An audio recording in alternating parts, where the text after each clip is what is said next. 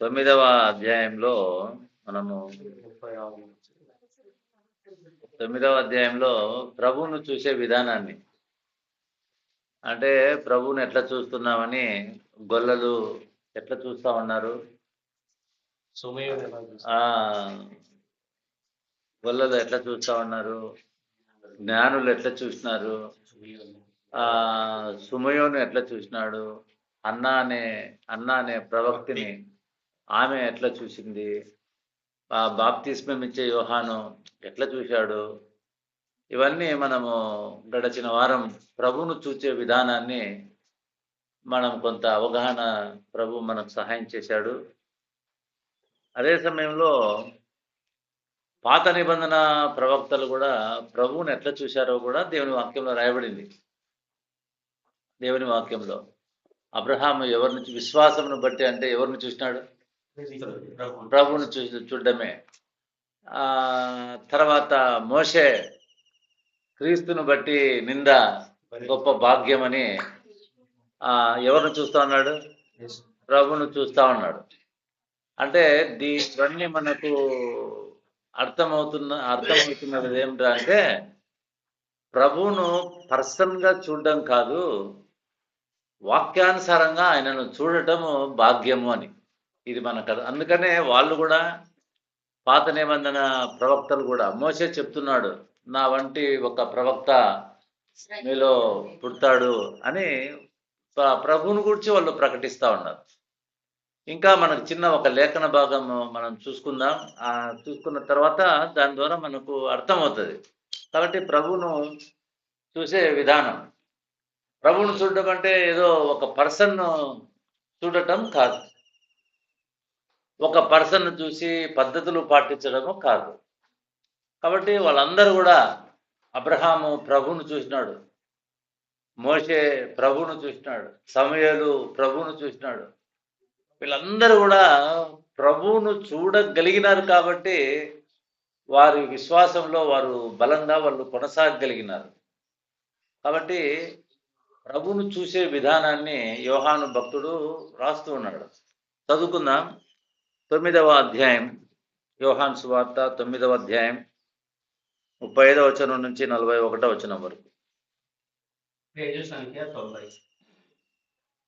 పరిసయ్యులు వానిని వెలివేసిరని యేసు విని వానిని కనుగొని, నీవు దేవుని కుమారుని యందు విశ్వాసం ఉంచుతున్నావా అని అడిగాడు.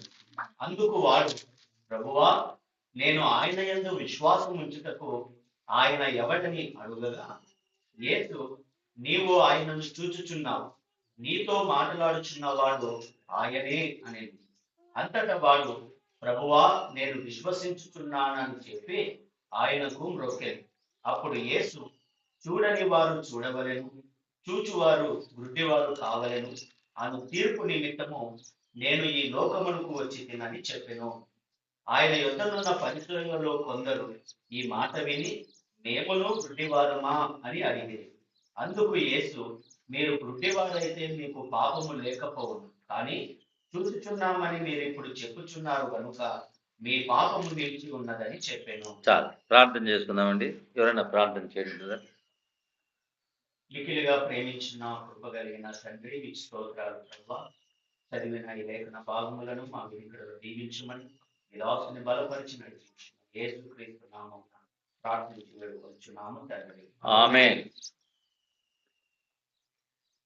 ప్రభునందు ప్రియమైనటువంటి వాళ్ళారా, మన ప్రభు అయిన యేసుక్రీస్తు వారు యోహాను సువార్త, ఇదే సువార్తలో 5వ అధ్యాయంలో 38 సంవత్సరాల నుంచి పడి ఉన్నటువంటి పక్షవాయువుతో పడి ఉన్నటువంటి ఒకరి దగ్గరికి వచ్చి విశ్రాంతి దినాన అతన్ని స్వస్థపరిచినట్లుగా మనం చూసాం కదా.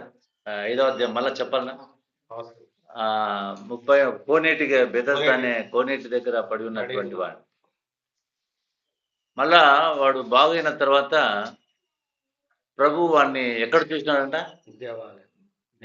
దేవాలయంలో చూచి ఏం చెప్తున్నాడు, నువ్వు ఎక్కువ పాపము చేయొద్దు అని చెప్తా ఉన్నాడు.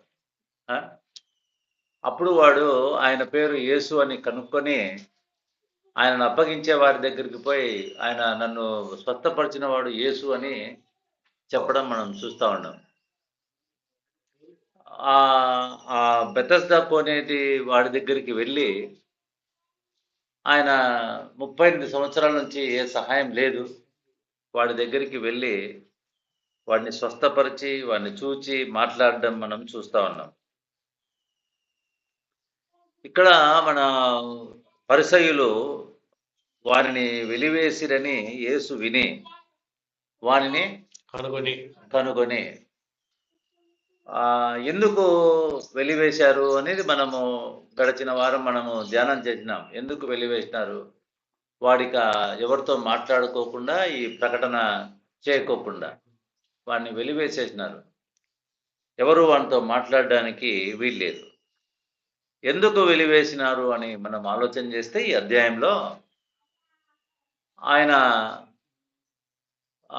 నిన్ను ఎవరు స్వస్థపరిచినారు? నువ్వు పుట్టుగుడ్డి వాడివి కదా, ఎవరు నిన్ను స్వస్థపరిచినారు అని అడిగినప్పుడు యేసు అని ఒక మనుష్యుడు బురద చేసి నా కళ్ళకు పూసి సిలోయమును కోనేటికి వెళ్ళి కడుక్కోమని చెప్పినాడు. నేను వెళ్ళి కనుక్కొని నేను చూపు పొందినాను అని చెప్తున్నాడు. ఆయన ఏం చెప్తా ఉన్నాడు? ఎందుకు ప్రభు సిలోయమును కోనేటికి వెళ్ళి కడుక్కోమన్నాడు అంటే, ప్రభువు వాడికి కనపడాలా, ప్రభు స్వరూపం వాడు చూడాలా అని ప్రభు ఉద్దేశం కాదు. అందుకనే అట్లా లేకుండా మాట మాత్రం చేత వాడికి కళ్ళును కలగచేయవచ్చును ప్రభు. వాడు ప్రభువును చూడాలా అన్న ఉద్దేశంతో, నిజంగా ప్రభువును చూడాలా, పర్సన్ కాదు, నిజంగా చూడాలన్న ఉద్దేశంతో నువ్వు వెళ్ళి కోనేటికి వెళ్ళి కడుక్కొని చూపు పొందు అని చెప్తున్నాడు. నిజమే, ప్రభు మాటలో ఒక ప్రణాళిక, ఒక ఉద్దేశం ఉంటుందండి.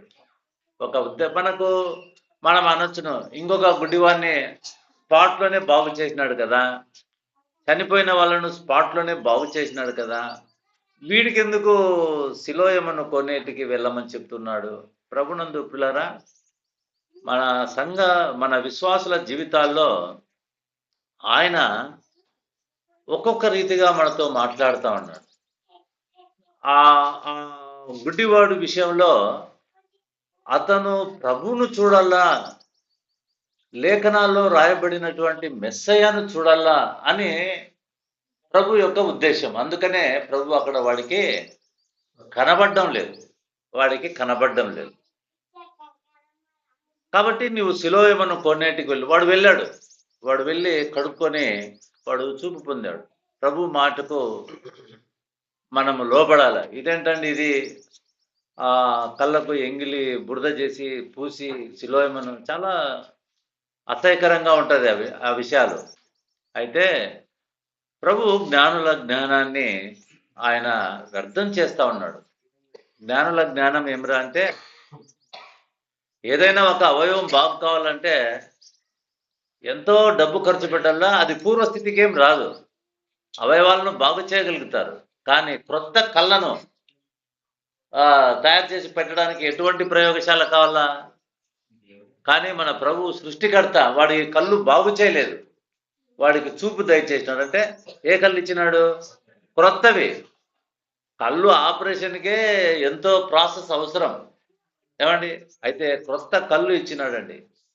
అంటే ఈ రోజుకి కూడా జ్ఞానానికి అందటం లేదు.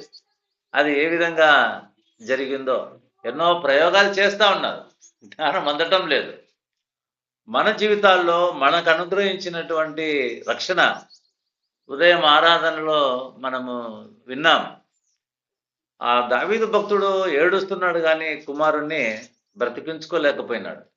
అయితే మనము ఆత్మీయంగా బ్రతకడం ఏమంటే, చచ్చినటువంటి మనం లోపల పైకి బాగానే కనపడుతున్నాం కానీ లోపల ఎట్లున్నాం? మనము చచ్చిపోయినటువంటి వారం, దేవునితో సంబంధం లేని వారం. అటువంటి మనలను దేవునితో సంబంధం కలిగించి ఆయన బిడ్డలుగా మనల్ని చేయడానికి ప్రభు అయిన యేసుక్రీస్తు చనిపోయి సమాధి చేయబడి తిరిగి లేచి గొప్ప రక్షణ ఇచ్చినాడండి, గొప్ప భాగ్యం అనుగ్రహించినాడు. ఇది సైన్స్కి అందని భాగ్యం. ఇది కేవలం ఆయన అనుగ్రహించిన విశ్వాసం ద్వారానే మనము విశ్వాసంలో కొనసాగుతున్నాం కదా. కాబట్టి వాడు యేసు అని ఒక మనుష్యుని చూడడం అంటే ఏ విధంగానో ప్రభు తెలియచేస్తున్నాడు. అందుకే వాడికి అక్కడ కనబడలేదు. ఏమండి, అందుకే ఇప్పుడు హెబ్రీలకు రాసినటువంటి పత్రిక 12వ అధ్యాయంలో రాయబడింది.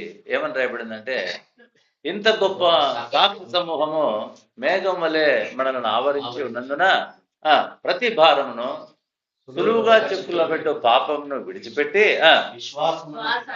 విశ్వాసమునకు కర్తయు. మరి ఎక్కడున్నాడు యేసు? ఎక్కడున్నాడు? మరి పర్సనల్ గా లేడు కదా అక్కడ. యేసు వైపు చూస్తూ అంటే ఆయన ఏముండాలి మనకు? ఆయన ఎదురుగా ఉండాలి కదా. మరి లేడు కదా. అంటే దేవుని వాక్య ఉద్దేశం ఏమి? ఆయనను వాక్యం ద్వారా ఆయనను చూస్తూ మనము కొనసాగాలని ప్రభు. అందుకని యేసు వైపు చూస్తూ అంటే మనం ఏం ప్రశ్న వేయాల? మరి ఆయన ఎక్కడున్నాడండి? లేడు కదా. అవునా కదా? అంటే యేసు ప్రభు ఉన్నాడా లేదా? ఆయన ఉన్నవాడు. ఆయన పేరే ఏంటి? ఉన్నవాడు. కాబట్టి ప్రియులారా, యేసు వైపు చూస్తూ మన వెదుట ఉంచబడిన పందెంలో ఓపికతో పరిగెత్తుదు. కాబట్టి మనము ప్రభువును చూచే సంఘముగా ఉండాలి. ప్రభువును చూచే సంఘంగా ఉండాలి. వాడు కేవలం గుడ్డివాడే ప్రభువును చూడగలుగుతున్నాడు, చూపు పొంది. అయితే మనము చచ్చిన వారమై, మనము బ్రతికింపబడి, మనము ఆయనను ఇంకా స్పష్టంగా చూడగలిగేటువంటి వారుగా ఉండాలి. ఈరోజు చాలా మందికి అభిప్రాయం ఏమంటే, ప్రభు కనపడితే మేలు.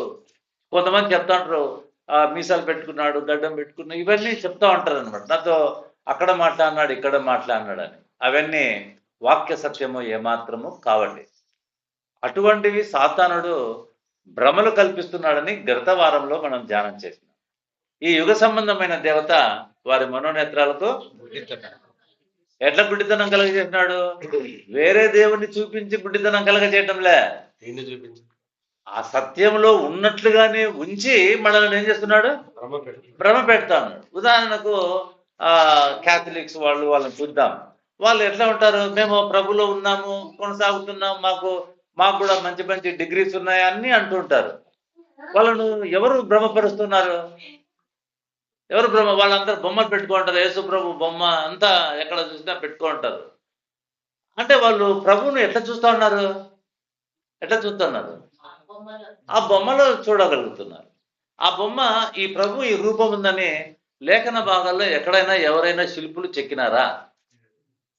ఎందుకు చెక్కలేదు? ఎందుకు ఆయన స్వరూపాన్ని గురించి రాయలేదు? ఎక్కడైనా రాసినారా? ఆయన గడ్డం పెట్టుకున్నాడు, ఆయన ముఖం ఇట్లా ఉంది అని ఏమన్నా ఎక్కడైనా రాసినారా? చెప్పండి. ఎందుకు రాయలేదు? మరి అప్పుడు కళాకారులు లేరా? మరి ఎందుకు చేయలేదు? పరిశుద్ధాత్మ దేవుడు వాటిని అనుమతించలేదు. ఎందుకు అనుమతించలేదు? మనము వాస్తవమైన సత్యాన్ని, ప్రభువును నిజంగా చూడాలని పరిశుద్ధాత్మ యొక్క ఉద్దేశం. లేకపోతే ఆ రోజుల్లోనే పెద్ద పెద్ద ఇప్పుడు బొమ్మలు తయారు చేసేటువంటి వారు ఉన్నారు కదా.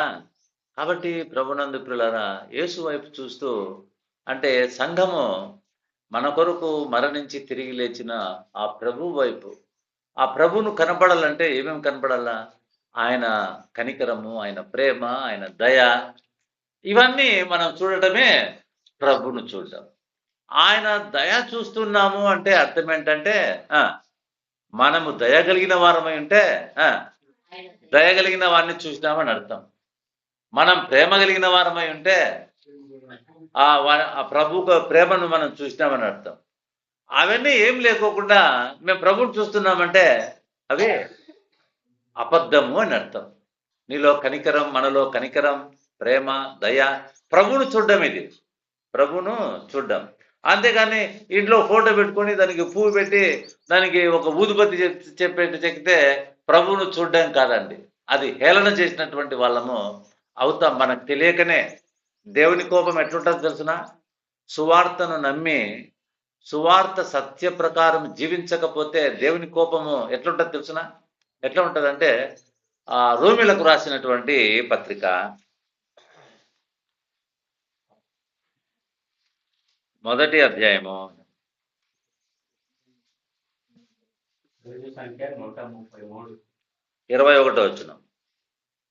మరియు వారు దేవుని ఎరిగి ఆయనను దేవునిగా మహిమపరచలేదు, కృతజ్ఞతాస్తుతులు చెల్లింపను లేదు. వాళ్ళు ఏం చేశారంటే దేవుని ఎరిగి ఉన్నారు కానీ దేవునిగా మహిమపరచలేదు. తర్వాత కృతజ్ఞతాస్తుతులు చెల్లింపను లేదు. తర్వాత 22వ వచనం. వారి అవివేక హృదయము అంధకారమయమాయెను. వారి అవివేక హృదయం ఏమైందంట? అంటే అంతకుముందు ఏమైంది?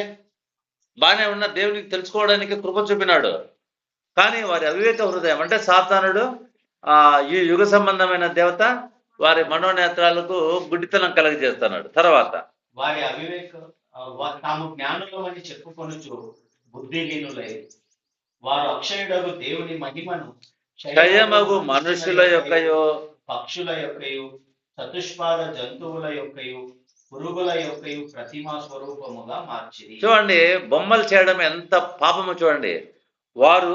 వారు అక్షయుడగు దేవుని మహిమను క్షయమగు మనుషుల యొక్కయో. ఎప్పుడో యేసు ప్రభు బొమ్మ పెడతా అన్నారు. ఎవరికి బొమ్మలు పెడతారు? ఎవరికి బొమ్మలు పెడతారు అంటే చచ్చిపోయిన వాళ్ళకు బొమ్మలు పెడతారు. అక్షయులకు ఎవరైనా బొమ్మలు పెడతారా? ఆయన ఉన్నాడు కదా. అందుకని క్షయమగు మనుషుల యొక్కయో. మన ఇళ్ళలో ఫోటోలు, అది కూడా పాపం అండి. దేవుడు 10 ఆజ్ఞలు ఇచ్చేటప్పుడు నీవు ఆకాశం అందైనా భూమి ఎందైనా భూమి కింద నీళ్ళైందైనా ఏ రూపమునో నువ్వు చేసుకోకూడదు, దానికి సాగిలపడు ఆజ్ఞ అది. కానీ ఇక్కడ మనం ఏం చేస్తున్నామంటే క్రైస్తవులమని చెప్పుకుంటూనే ఈ యుగ సంబంధమైన దేవత మన మనోనేత్రాలకు గుడ్డితనం కలగజేసింది. కాబట్టి మనము ఆ గుడి ఇది కనపడే లోపల మనం మొక్కుకోవడం. ఆయన గుళ్ళో లేడు, ఆయన ఎక్కడున్నాడు? ఇక్కడంతా మనం ఉన్నాం కాబట్టి మనం కూడుకోవడానికి ఆయన ఎక్కడున్నాడు? మనలో ఉన్నాడు. అందుకనే ఒకరికి ఒకరు వందనం చేసుకుంటున్నాం. ఎందుకు చేసుకుంటున్నాం వందనము? ఇదే ప్రెస్టీజ్ ఇష్యూ కాదు. ఇది నేనే ఫస్ట్ పెట్టాలా, నువ్వు నెక్స్ట్ పెట్టాలని. నీకు వందనం చేస్తున్నామంటే ప్రభు నీతో ఉన్నాడు అని చెప్పడం. వందనము అనే దానికి అర్థం ఏమిటంటే ప్రభు నీతో ఉన్నాడు. అప్పుడు ఆమె ఏమంటది అంటే ఆమె చెప్తోంది నీతో కూడా ఉన్నాడు. ఇదండి అందుకనే ఫోటో పెట్టి ఫోటోకు వందనం చేస్తారు, కానీ ప్రభు నివాసం చేస్తున్న మనుషులకు మనం ఒకరికి ఒకరు వందనం చేసుకోవటం లేదు. అవునా కదా? కాబట్టి ప్రభునందు పిల్లరా, వారు అక్షయుడు దేవుని మహిమను క్షయమగు పురుగులో. తర్వాత 24వ వచనం. ఈ హేతువు చేత వారు తమ హృదయముల దురాశలను అనుసరించి తమ శరీరములను పరస్పరము అవమానపరుచుకున్నట్లు దేవుడు వారిని అపవిత్రతకు అప్పగించాడు. ఏం చేశాడంటే దేవుడు ఇదేం కోపము దేవునికి? ఎక్కడి నుంచి వస్తుంది కోపము? చూడండి, 16వ వచనం 18వ వచనం చదువుకుందాం. దుర్నీతి చేత సత్యమును అడ్డగించు మనుష్యుల యొక్క సమస్త భక్తిహీనత మీదను దుర్నీతి మీదను దేవుని కోపము పరలోకము నుండి బయలుపరచబడి. పరలోకం నుండి అంటే ఏం చేస్తున్నాడు దేవుడు? వాళ్ళను అపవిత్రతకు అప్పగించేస్తాడంట. అంటే అర్థమేమి? ఇంకా వాళ్ళ జీవితంలో వాళ్ళు, అందుకనే ఎంత అపాయం ఉందో చూడండి. దేవుడు వారిని అపవిత్రతకు, అందుకనే వాళ్ళు అన్నిట్లో కరెక్ట్గా ఉంటారు, మాటలో కరెక్ట్గా ఉంటారు, ప్రవర్తనలో కరెక్ట్గా ఉంటారు. వాళ్ళలో లేని లోపం ఏంటి? ప్రభువు లేడు వాళ్ళలో. ప్రభువు లేకుండా మనం ఎంత పర్ఫెక్ట్గా ఉన్నా పాపమే. ప్రభువును కలిగి ఉండటం ఎంత ప్రయోజనమో ఆలోచన చేయండి. తర్వాత అదే చదవండి. అట్లే అట్టి వారు దేవుని సత్యమును అసత్యమునకు మార్చి సృష్టికర్తకు ప్రతిగా సృష్టమును పూజించి సేవించిరి. వారేంటంట? సృష్టాన్ని వాళ్ళు సొంతంగా పూజ పెట్టుకొని చేస్తూ ఉన్నారు. తర్వాత మళ్ళా మీరు ఇంటి దగ్గర వెళ్ళని చదవండి, మనకు టైం లేదు. 10-15 లోపల మనం ముగించేయాల. 26వ వచనం. అందువలన దేవుడు తుచ్చమైన అభిలాషులకు వారిని, ఇది పరలోకం నుంచి బయలుపరచబడే కోపం. తుచ్చమైన అభిలాషలకు వారిని అప్పగించను. తర్వాత 28వ వచనం. మరియు వారు తమ మనసులో దేవునికి చోటీయనొల్లకపోయిరి కనుక చేయరాని కార్యములు చేయుటకు దేవుడు భ్రష్ట మనస్సుకు వారిని అప్పగించారు. సంఘంలో మనము కొనసాగుతూ చేయరాని పనులు చేస్తూ ఉంటాం. బయటికి బాగానే కనపడతాం ఇక్కడంతా, కానీ మనం ఏం చేస్తా ఉంటాం? అట్లాంటి హెచ్చరిక ఏమంటే చూడండి, ఆ భ్రష్ట మనసు ఎవరిచ్చినారంట? మళ్ళా చదవండి అన్నమాట. మరియు వారు తమ మనస్సులో చేయరాని కార్యములు చేయుటకు దేవుడు భ్రష్ట మనస్సుకు వారిని అప్పగించారు. సంఘము ఈ విషయంలో జాగ్రత్త కలిగి ఉందాం. చోటు ఇయ్యకోకుండా చోటిచ్చిన వారి వల్లే కనపడే వాళ్ళు ఉన్నారు. అర్థమైతుందా? వాళ్ళు మళ్ళా చేయరాని కార్యాలు చేస్తూ ఉంటారు. వాళ్ళు ఎట్లా చేస్తున్నారు కార్యాలవి? దేవుడే వాళ్ళను అప్పచెప్పేశాడండి. వాళ్ళకి ఇంకా మనస్సాక్షి ఉండదు, భయం ఉండదు, ఈ పని చేస్తే నా పరిస్థితి ఏమి అనే ఆలోచన ఉండదు. అందుకనే వారి మనస్సులో దేవునికి చోటు ఇవ్వకపోయారు కనుక దేవుడు చేయరాని కార్యములు చేయడానికి మనం అంటాం, ఏమి ఆ పాస్టర్ అట్లా చేసినాడంట, ఏమి ఈ పాస్టర్ ఇట్లా చేసినాడంట. దీనంతా అర్థమేమి? చోటిచ్చినట్లుగా కనబడే వాళ్ళే, కానీ కాబట్టి దేవుడు ఏం చేస్తున్నాడు? వారిని భ్రష్ట మనస్సుకు అప్పచెప్పేసినాడండి. ఇది పరలోకం నుండి బయలుపరచబడేటువంటి కోపం. కాబట్టి ప్రభునందు ప్రియమైనటువంటి వాళ్ళరా, మనము ప్రభువును చూస్తే ఇటువంటి లక్షణాలు మనలో ఉండవండి. ఎవరైతే బొమ్మలను చూస్తూ ఉంటారో ఇటువంటి లక్షణాలు. కొంతమంది ఏం చేస్తూ ఉంటారంటే ఎప్పుడు కళలు నమ్ముకుంటుంటారు. కళల ద్వారా కూడా సాతానుడు మోసం చేస్తూ ఉన్నాడు. నిజమే, కళలు ఒకప్పుడు దేవుని వాక్యంలో రాయబడ్డాయి. ఎప్పుడు దేవుని వాక్య ప్రత్యక్షత లేనప్పుడు కళల ద్వారా దేవుడు మాట్లాడేటువంటి వాడు. అందరితో కాదండి, ఇది కూడా గమనించాలి. ఏమండి? అయితే మనం ఏం చేస్తున్నామంటే బైబిల్ ధ్యానం చేసే బదులు వాటినే ధ్యానం చేసుకుంటున్నాం. ఇది కూడా సాతానుడు, ఈ యుగ సంబంధమైన దేవత వారి మనోనేత్రాలకు నీకు మంచి కళలు వస్తున్నాయమ్మా, నువ్వు దేవుని సన్నిధిలో ఉన్నావు, నువ్వేం భయపడొద్దు, నీవన్నీ నెరవేరుతాయి. కళలు రావడము పరిశుద్ధతకు గుర్తు కాదండి. అర్థమవుతుంది? ప్రతి మనిషికి కళలు వస్తూ ఉంటాయి. చిన్న పుట్టిన పిల్లలకు కూడా కళలు వస్తూ ఉంటాయి కదా. కాబట్టి పిల్లరా, కళల ద్వారా మనం మోసపోవడానికి ఏమాత్రం వీల్లేదు. కాబట్టి ఇక్కడ పరిసయ్యులు కొంతమంది ఏం చేసినారంటే ప్రభు వెంబడిగా ఉన్నారు. అందుకనే ప్రభు అంతా ఒక క్వశ్చన్ వేస్తున్నాడు. 35వ వచనం, 9వ అధ్యాయం 35వ వచనం. పరిసయ్యులు వారిని వెలివేసిరని వానిని కనుగొని నీవు దేవుని కుమారుని యందు విశ్వాసముందుతున్నావా అని అడిగాడు. చాలు, ఇక్కడ ఒక ప్రశ్న వేస్తున్నాడు. ఏమని? నీవు దేవుని కుమారుని యందు విశ్వాసముందుతున్నావా అంటే ప్రభుకు తెలీదా? ఆ ప్రశ్నలోనే జవాబు ఉందండి. వాడు విశ్వాసం ఉంచాడా లేదా? ఎట్లా విశ్వాసం ఉంచాడని ఎట్లా? మనం కూడా కొన్ని మన అనుదిన జీవితంలో ప్రశ్నలతోనే సమాధానం తెలుసుకుంటాం. ఏం సార్ మీరు వెళ్తా ఉన్నారా అంటే అర్థమేమి? మీరు ఆల్రెడీ రిజర్వేషన్ అంతా బుక్ చేసుకున్నారు, అంతా చేసుకున్నారు కాబట్టి మనమేమంటాం? వెళ్తా ఉన్నారా అన్నాడు. నువ్వు విశ్వాసం ఉంచుతున్నావా అంటే అర్థమేమి? ఆల్రెడీ ఉంచాడనమాట. అర్థమవుతుందా? విశ్వాసం ఉంచు అంటాం లేదు, దేవుని కుమారుని యందు విశ్వాసం ఉంచు అంటాం లేదు. ఏమంటున్నాడు? ఉంచుతున్నావా అంటే ఎట్లా అడుగుతున్నాడు ప్రభు? ఆల్రెడీ నువ్వు విశ్వాసులుగా ఉన్నావు, విశ్వాసం ఉంచావు, ఉంచుతున్నావా అంటే ఇది ఎవరికి కనపరచడానికి?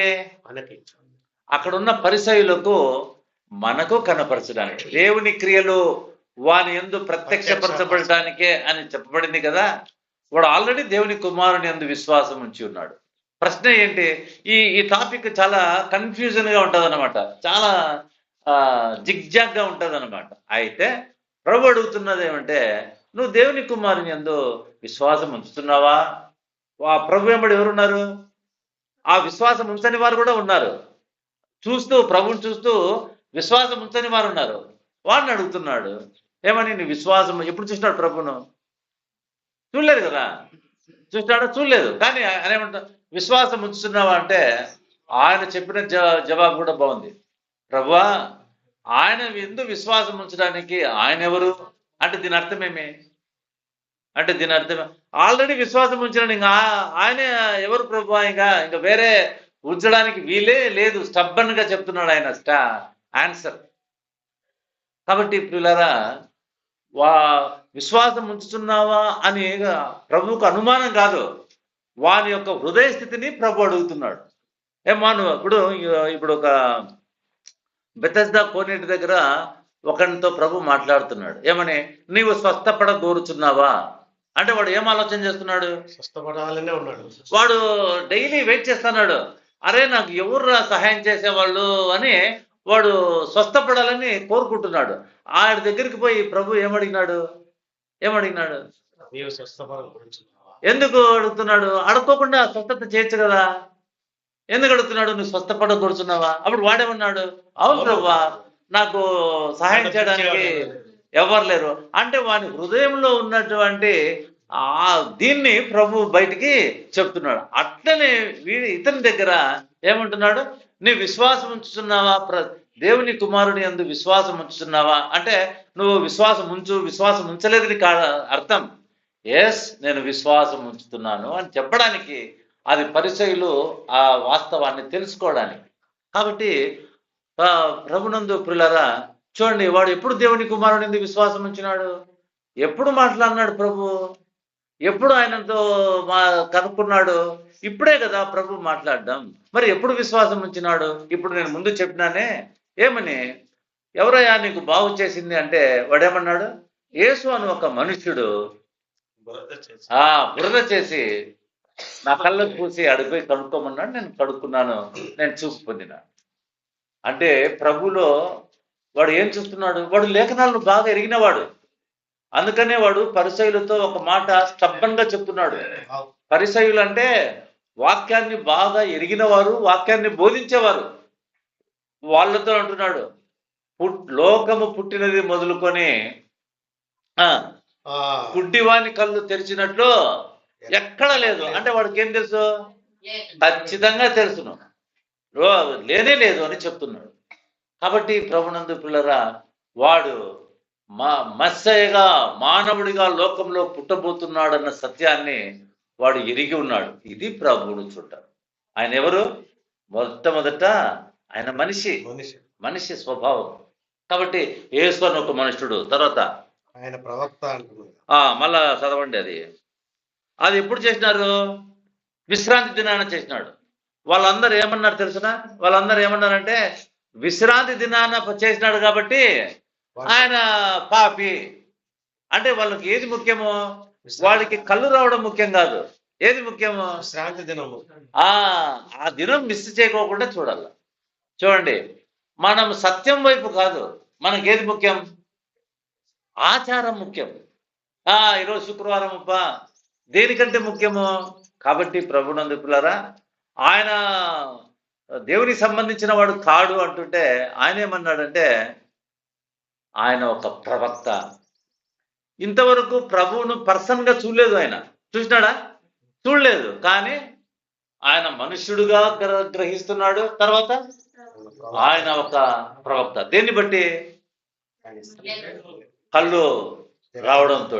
ఎస్, మేము కనిపెడుతున్నటువంటి ఆయన ఈయనే. విశ్వాసం ఉంచినాడా లేదా? వాళ్ళందరూ ఏమంటున్నారు? వాళ్ళు ఫస్ట్ ఏమంటున్నారు తెలిసిన? అయ్యా ఆయన చూడండి, ఆ మాట చదువుకుందాం. 16వ వచనం. పరిసయ్యులలో కొందరు ఈ మనుష్యుడు విశ్రాంతి దినం ఆచరించలేదు కనుక దేవుని యొద్ద నుండి వచ్చిన వాడు కాడన్నది. మరికొందరు పాపి అయిన మనుషుడు. కాబట్టి వారు మరలా గుడ్డివాడితో, అతడు నీ కన్నులు తెరిచినందున నీవతని గూర్చి ఏమనుకుంటున్నావు అడుగా. వాడు ఆయన ఒక ప్రవక్త అన్నాడు. వాళ్ళందరూ పాపి అంటున్నారు, వాళ్ళందరూ దేవుడుగా అంటుంటారు. ఈయన ఏమంటున్నాడు? ఎంత స్టబ్బన్ గా ఆయన ఎట్లా చూసినాడు? లేఖన ప్రకారం. ప్రియులారా, అందుకనే వాక్యం ఎరిగిండుటయే ప్రభుని ఎరిగిండుట. వాక్యాన్ని ఎరిగి ఉండటమే. ఇప్పుడు చాలా మంది భక్తులు చెప్తున్నారు ఇప్పుడు ఏమని, నేను ప్రభువుని చూస్తాను. అది వినేవాళ్ళు చాలా గొప్పగా భావించుకుంటుంటారు. అర్థమవుతుందా? అబ్బా, ఈయన దేవునితో మాట్లాడేంత గొప్పవాడా అని. మనుషుల్లో గొప్పవాళ్ళు చిన్నవాళ్ళు ఎవరో ఉండారండి. అందరితో మాట్లాడుతూ అంటాడు ఆయన. అందరితో ఇప్పుడు ఎవరితో మాట్లాడుతున్నాడు? మనతో మాట్లాడుతున్నాడు కదా. కాబట్టి మనమేమంటే, ఇప్పుడు నేను చెప్తా, రోజు రాత్రిపూట 3 గంటలకు దేవుడు నాతో మాట్లాడుతున్నాడు అంటే మీరు నన్ను ఏం చేస్తారు? గొప్పగా చూస్తారు. అమ్మ, నన్ను ముట్టుకుంటే కూడా భయపడతారు. ఇంకా ఈయన ఎంత పవర్ఫుల్ అని చెప్పేసి. కాదండి ప్రభునందు పిల్లరా, గొప్పగా చెప్పుకోవడానికి బాగుంటాయి.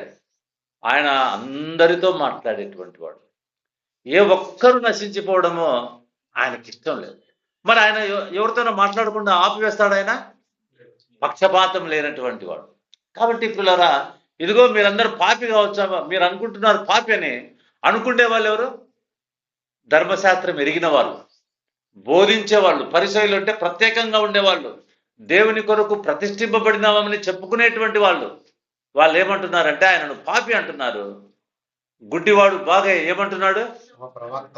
ఒక ప్రవక్త అంటున్నాడు. వాడు గుడ్డితనం బాగయ్యే ప్రవక్త అని చెప్తుంటే, ప్రభునందు ప్రియమైనటువంటి వాళ్ళరా, మనము పరిశుద్ధులమై నీతిమంతులమై ఆయన ద్వారా మరణం నుంచి తప్పించబడి నిత్య జీవం కలిగిన వారమై ఆయనను ఎట్లా చూడాలి? మనము ఆయనను చూడగలిగితే ఆచారాలతో పని ఉండదండి. ఆయనను చూడగలిగితే నిరీక్షణతో మాత్రమే పని ఉంటుందండి. ఆయన ఏందో నిరీక్షిత, ప్రభువా నీవు రాబోతున్నావు, మేము నీతో ఆకర్షింపబడబోతున్నాం. అందుకనే వాళ్ళు పరిశుద్ధమైన జీవితాన్ని వాళ్ళు జీవిస్తూ ఉంటారు. కాబట్టి ప్రభునందు ప్రియా దేవుని సంగమా, మనం ప్రభువును చూడడం నేర్చుకుందాం. ఆయన ప్రవక్త అని ఆయన చూస్తున్నాడు అంటే ఆల్మోస్ట్ ఏమైనా ఆల్మోస్ట్ విశ్వసించినట్లా లేదా? విశ్వసిస్తున్నట్లే. తర్వాత 9వ అధ్యాయము 28వ వచనం చదువుకుందాం. అందుకు వారు, నీవే వాని శిష్యుడవు, మేము మోసే శిష్యులము, దేవుడు మోషేతో మాట్లాడని ఎరుగుదుము, కానీ నీవెక్కడ నుండి వచ్చినో ఎరుగమని చెప్పి వానిని దూషించింది. అందుకు ఆ మనుష్యుడు, ఆయన ఎక్కడ నుండి వచ్చినో మీరు ఎరగకపోట ఎందుకు ఆశ్చర్యం? లేఖనాలు చూస్తున్నాడు. వాళ్ళు లేఖనాలు బాగా చదువుతారు రోజు, దాంట్లో గ్రహించలేకపోతున్నారు. ప్రభు బెత్లెహేంలో పుడతాడని వాళ్ళకి తెలుసును, పుట్టి 2 సంవత్సరాలైనా వాళ్ళు గ్రహించలేదు కదా. కాబట్టి ఆశ్చర్యమే. అయినను ఆయన నా కన్నులు తెరిచెను, దేవుడు పాపుల మనవి ఆలకింపడని ఎరుగుదుము. ఎవడైనను అంటే పాపుల మనవి ఆలకింపడని ఎరుగుదుము అంటే ప్రభుని గురించి ఏమని సాక్ష్యం ఇస్తున్నాడు? మనిషి అని సాక్ష్యం ఇచ్చినాడు, ప్రవక్త అని సాక్ష్యం ఇచ్చినాడు, మళ్ళీ ఏమని సాక్ష్యం ఇస్తున్నాడు? ఆయన పరిశుద్ధుడు అని సాక్ష్యం. దేవుడు పాపుల మనవి ఆలకింపడంటే ఆయన ఎవరు? ఆయన పరిశుద్ధుడు అని సాక్ష్యం ఇస్తా ఉన్నాడు. చూడండి, అంటే ప్రభును చూడటము అంటే, అందుకని అక్కడ ఎక్కువ కాన్వర్సేషన్ ఏం లేదు. నమ్ముతున్నాను ప్రభు అని, విశ్వసిస్తున్నాను ప్రభు అని ఆల్రెడీ మొక్కేసినాడు. లేకపోతే నువ్వే అని గ్యారంటీ ఏమని ప్రశ్నలు పడతా ఉంటాయి కదా. కాబట్టి ఇప్పుడు అందుకనే ప్రభు, నువ్వు దేవుని కుమారి అంటే అర్థం ఏంటంటే వానిలోని భావాన్ని ప్రభు అడుగుతున్నాడు, అంతేగాని విశ్వాసం ఉంచు అని చెప్పడానికి కాదు. తర్వాత ఆయన పరిశుద్ధుడు అని చెప్తున్నాడు. ఎవడైనను దేవభక్తుడై ఉండి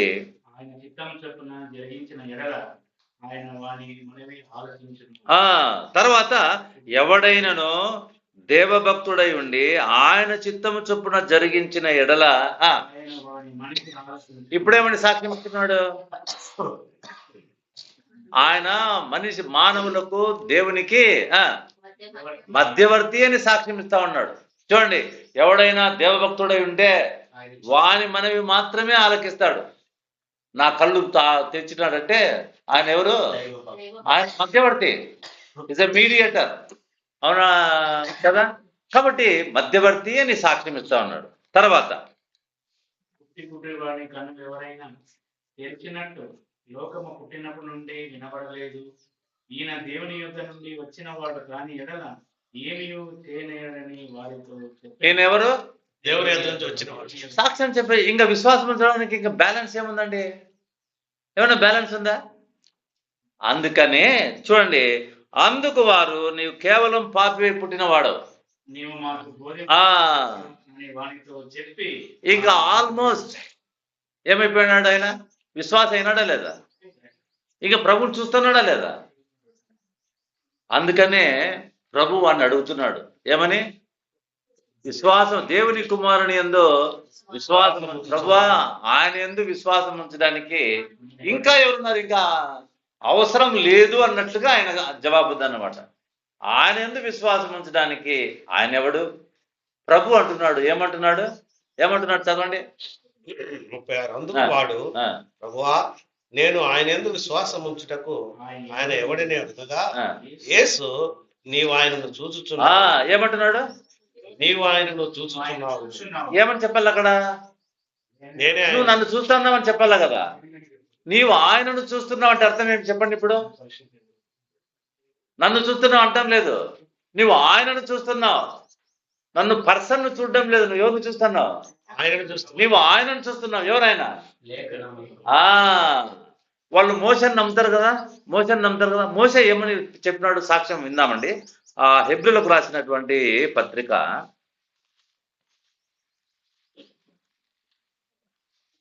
11వ అధ్యాయము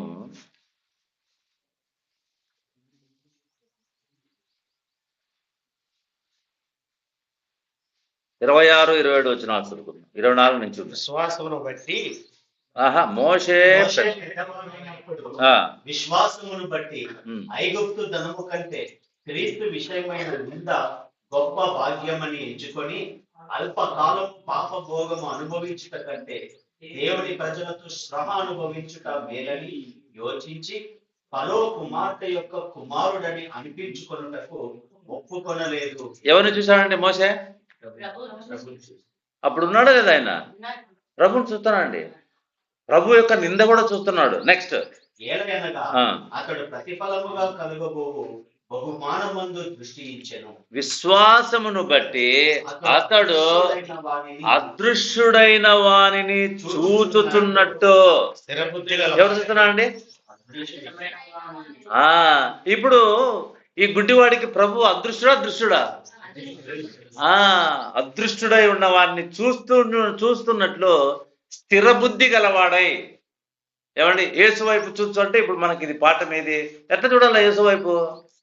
ఎట్లా చూడాలా? ఇప్పుడు చూడండి, చర్చి పైన ఒక పెద్ద బొమ్మలు పెడతా ఉంటారు. ట్రాఫిక్ అంతా పోయి ఆడిపోయి ఇట్లా అంటా అంటారు. వాళ్ళు ఎవరు చూస్తున్నారు? వాక్య ఆధారం ఏం లేదు.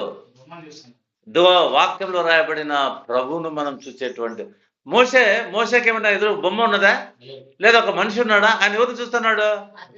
అదృశ్యుడైన వారిని చూచుతున్నట్లు స్థిర బుద్ధి గలవాడై. చూడండి, ఆయనను చూడకుండా ఉంటే ఏముండదు?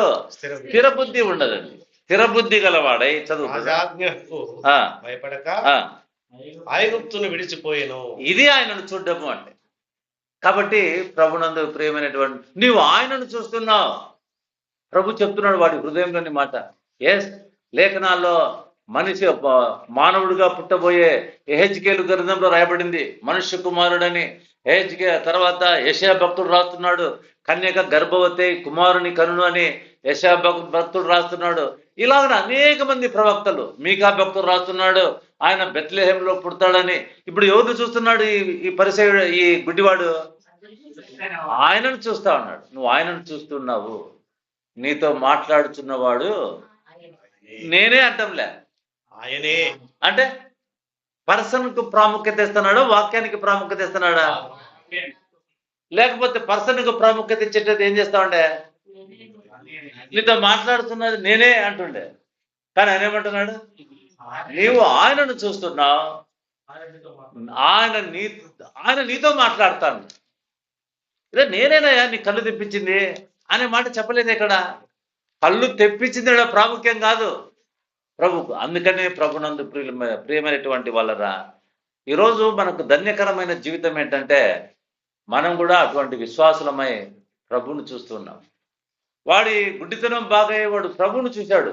అంటే మనమేమనుకుంటున్నాం అంటే కళ్ళతో ప్రభువును చూస్తున్నాడు అనుకుంటాం. కాదండి, వాడు కళ్ళొచ్చే ప్రభువును చూడగలిగితే మనము చచ్చిన వారమైన మనం ఆయనను నిజంగా చూసి ఇంకా విగ్రహారాధనలు, ఇంకా ఆచారాలు, ఇంకా పద్ధతులు వీటి యందు మనం కొనసాగడానికి ఏమాత్రం అవన్నీ ఆరోగ్య సంబంధంగా మేలుంటది. కొంతమంది ఉపవాసాలు చేస్తూ ఉంటారు, ఆరోగ్య సంబంధంగా వాళ్ళకు మేలు వస్తుంది.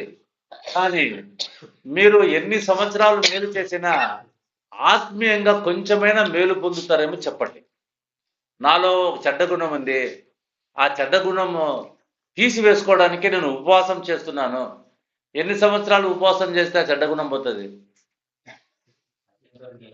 చచ్చేంత వరకు చేసినా అది కాదండి. దేవుని వాక్యాన్ని ధ్యానం చేస్తే ఆయన మనలను శుద్ధి చేస్తాడండి. కాబట్టి ఇప్పుడు నేను ప్రభువా నేను విశ్వసించుచున్నానని చెప్పి ఆయనకు మొక్కెను. ఎవరికి మొక్కినాడు? అవునా కదా? ఆయనకు. అది ఈ మాటల్లో గ్రహించాల్సిన వాస్తవం. ప్రభువా నేను విశ్వసించుచున్నాను అని చెప్పి. అయ్యా, మన ప్రభు అయిన యేసుక్రీస్తు వారు మానవుడిగా పుట్టాడు, ప్రవక్తగా ఆయన లోకంలో జీవించినాడు, తర్వాత ఆయన పరిశుద్ధుడుగా ఉన్నాడు, మానవులకు దేవునికి మధ్యవర్తిగా ఉండి మన పాపములన్నిటి కొరకు ఆయన చనిపోయి సమాధి చేయబడి తిరిగి లేచి మనల్ని పాపం నుంచి విమోచించినాడు. ఆ ప్రభును చూద్దాం. ఈ ఉదయకాలం ఇదే శుభవార్త. ఆయనను చూడ్డానికి ఆయన సిద్ధంగా ఉన్నాడు.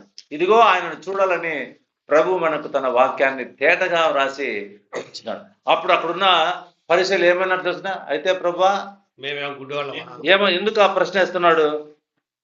చూడని వారు చూడవలెను, చూచువారు బుద్ధివారు కావలెను. ఆయన తీర్పు నిమిత్తం నేను ఈ లోకమునకు వచ్చి. ఏ తీర్పంట?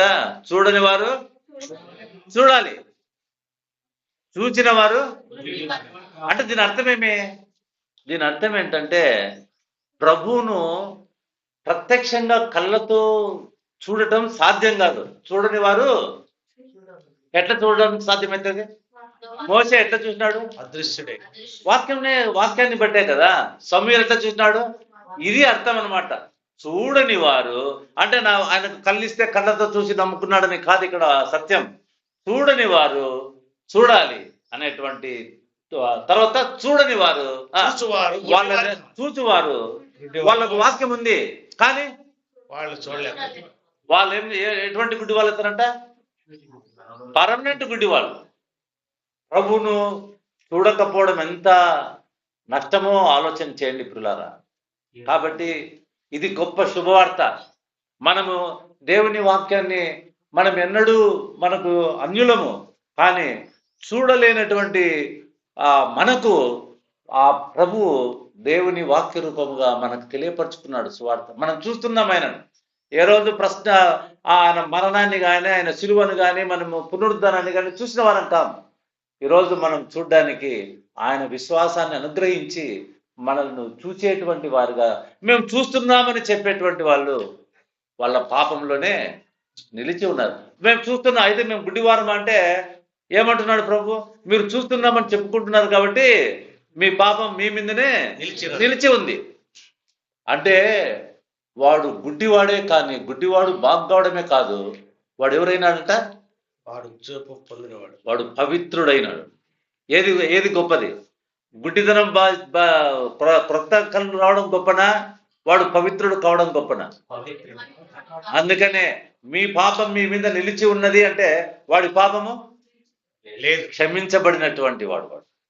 కాబట్టి ఎన్నో గొప్ప సంగతులను మనం ఇందులో మనం చూడవచ్చు. కాబట్టి పిల్లరా, ఈ ఉదయకాలం ప్రభు అయిన యేసుక్రీస్తు సువార్తలో ఆయనను చూచిన వారు నిజమైన బాప్తిస్మం తీసుకుంటారు. ఆయనను చూడని వారు బలవంతం చేసిన ఊరు తీసుకుంటారు, కానీ వాళ్ళ జీవితాలు క్రమంగా ఉండవు. ఏదో మా సాటిస్ఫాక్షన్ కోసం మీరు నీళ్ళలో మునుగుతారు, కానీ అది దేవుని సాటిస్ఫాక్షన్ కోసం కాదు. అందుకనే బాప్తిస్మం ఇచ్చే యోహాను చెప్పినంటే, మీరంతా ఏదో వచ్చినారు కాబట్టి నేను బాప్తిస్మం ఇస్తున్నాను, నా వెనక వచ్చేవాడు నాకంటే నాకు తెలియదు కాబట్టి బాప్తిస్మం ఇస్తున్నాను. నా వెనుక వచ్చేవాడికి మీ హృదయాలు తెలుసు. ఆయన ఏం చేస్తాడంట? తన చేట ఆయన చేతిలో ఉంది. పొట్టును అగ్గిలేకేస్తాడు, గింజలను పొట్టు లేకపోస్తాడు. అంటే ఆయనకు ఎవరు తెలుసు? పొట్టు ఎవరో తెలుసును, గింజలు ఎవరో తెలుసు. ఆయనకు అగ్గుపడే బాప్తిస్మమై ఉండాలి. ప్రియ సోదరుడా, ప్రియ సోదరి, ఆ గుడ్డివాడి వలె మనం కూడా ప్రభువును చూసి ధన్యులుగా ఉందాం. దేవుడి మాటలు మన కొరకై దీవించును గాక. ప్రార్థన చేసుకుందామండి.